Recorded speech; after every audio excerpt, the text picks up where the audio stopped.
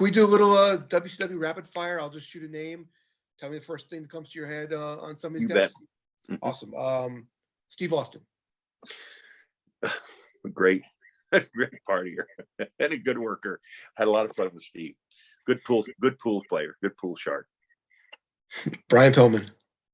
Well, it's hard on Brian because he's a great guy. He was a football player like me.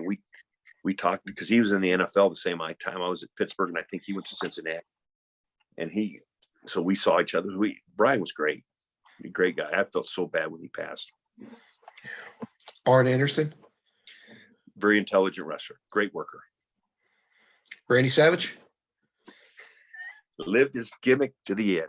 I mean, we'd go out. Okay, we're going out. It's me, Sting, and he's in Atlanta now. Come on, help me here. Good looking guy. He just got through all his stuff and he's doing really good now. Buff Bagwell, Marcus Bagwell. We're all going out, right? And we're going, and Randy goes, "Oh yeah, I think it's over there." And we're like going, "Look, it's just four of us." And he's everywhere he's talking. I mean, the gimmick, he lived his gimmick. I mean, he was Macho Man in the car with the boys, or he was Macho Man in the ring, wherever he was. I don't know if he ever, maybe he slept like, I don't know, but he was always Macho Man. Love it. Ricky Steamboat. Class act. Always helped you with TV. Learn how to do things TV wise. Very intelligent worker. Barry Windham. He's another great guy and him and his dad both are good drinking, but he's there.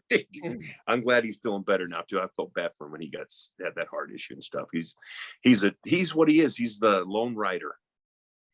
He'd always show up on his bike. He was Mr. Cool. Barry. Bobby Eaton. There was a guy that was just good to everybody. I mean, he's like, like you said, it's one of those guys that he's great to everybody. Great worker, good friend. He's just a good human being. There's another one. You bring all these names. It's sad because Bobby Eaton was a swell guy. That's why Cornette broke down so bad when he passed, because him and Jimmy were close.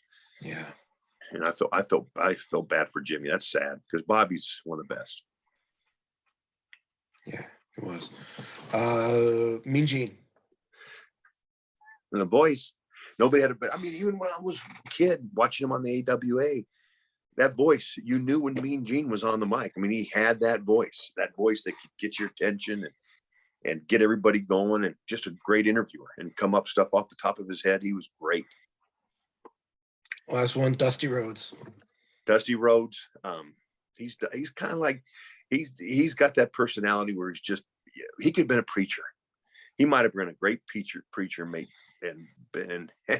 more money in wrestling because he could get that blood. Oh, baby, talking. I'm surprised. We always used to tell him, "Why aren't you a Sunday morning preacher? My God, you'd make more than you are here." Because he was good. He could talk the talk. They put him in those polka dots. Vince, I think that was a rib when he put him in those polka dots in New York, but he still got it over. Got it over because he's so dang talented. Right. Oh, one more name. What about DDP? You worked with him early on in his career. Who's this now?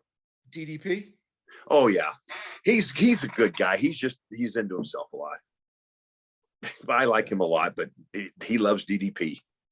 But you got to give him credit. He helped Jake out, which Jake's a good guy.